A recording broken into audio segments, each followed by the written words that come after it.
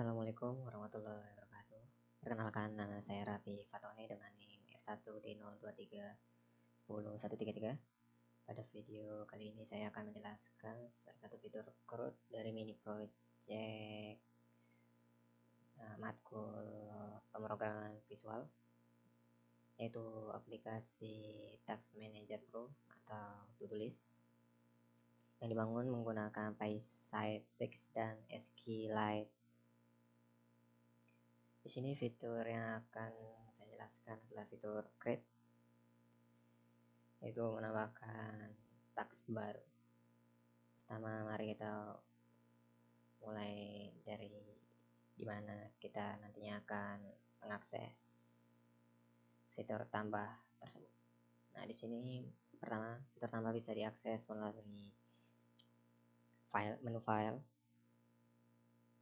dimana kita bisa membuka menu file atau dengan shortcut yaitu Ctrl N. Kedua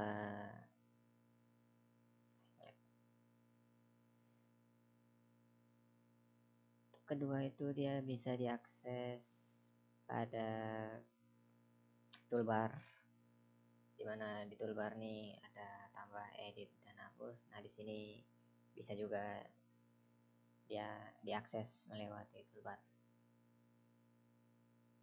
Ya, mumpung masih di main window, kita langsung akses untuk CRUD action-nya.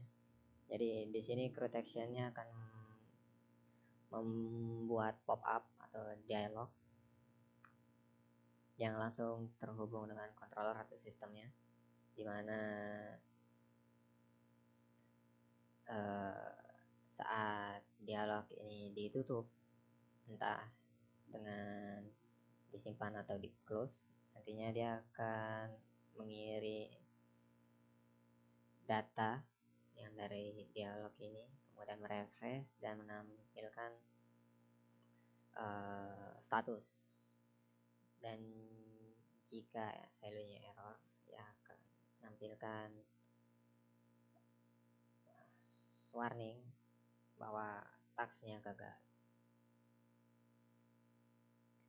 Selanjutnya kita akan membuka bagaimana tampilan tasknya nanti saat dibuka atau dialognya tadi. Di sini sama untuk UI itu tampilannya itu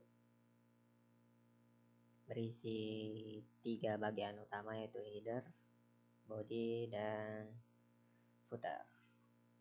Nah, di header tersebut itu title-nya itu bisa langsung 2. Jadi jika saat ini sebelumnya itu mau mengakses task baru atau nambah task, maka akan menampilkan label task baru, dan jika edit task yang diakses, maka akan menampilkan edit task. Di sini ada. Jadi jika statusnya sekarang itu edit, akan nampilin yang di depan, dan jika tidak akan nampilin belakang.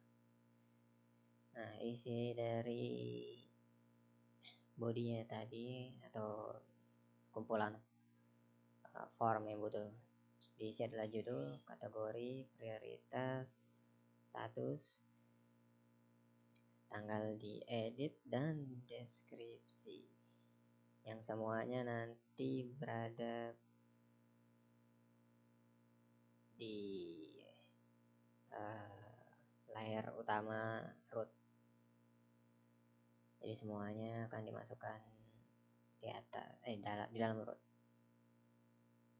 Coba di sini pertama bodinya akan diisi dengan form, dan rootnya akan diisi body, dan juga rootnya akan diisi footer. Oh ya,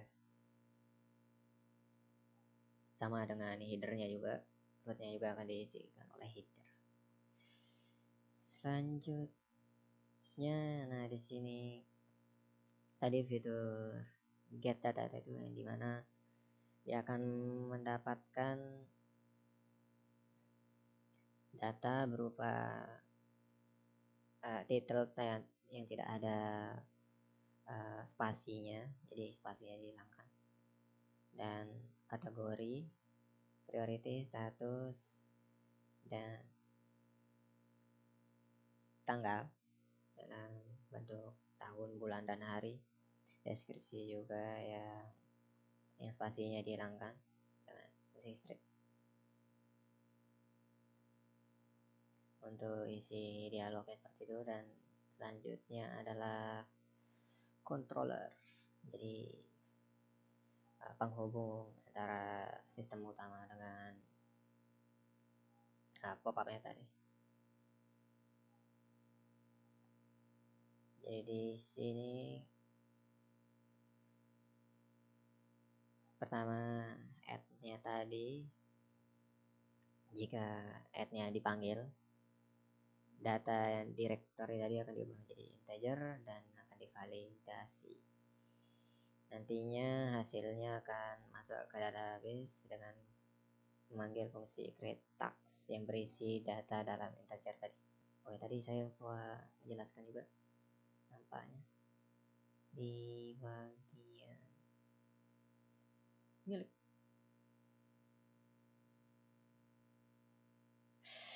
miliknya.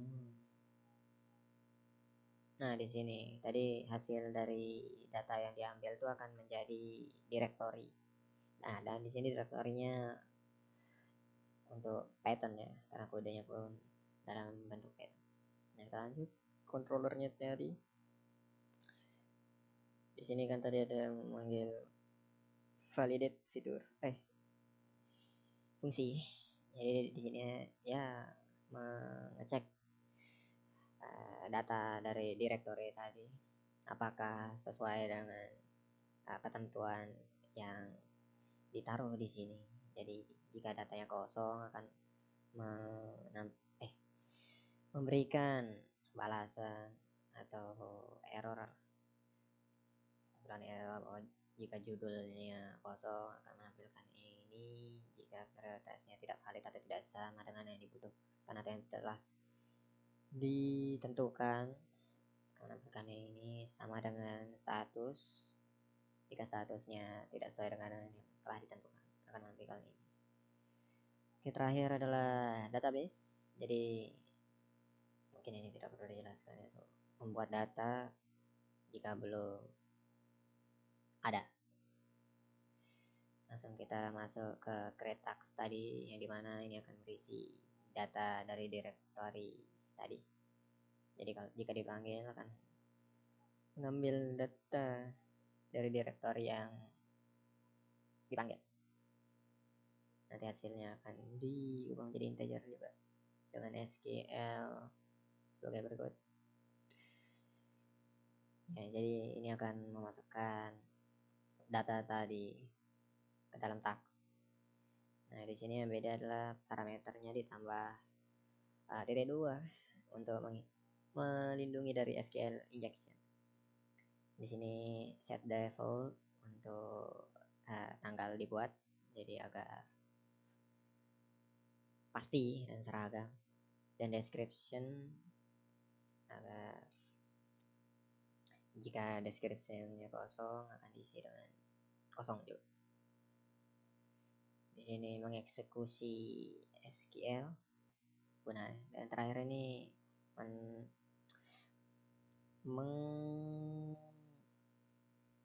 mengembalikan ID terakhir, jadi ID dari task terakhir yang dijalankan.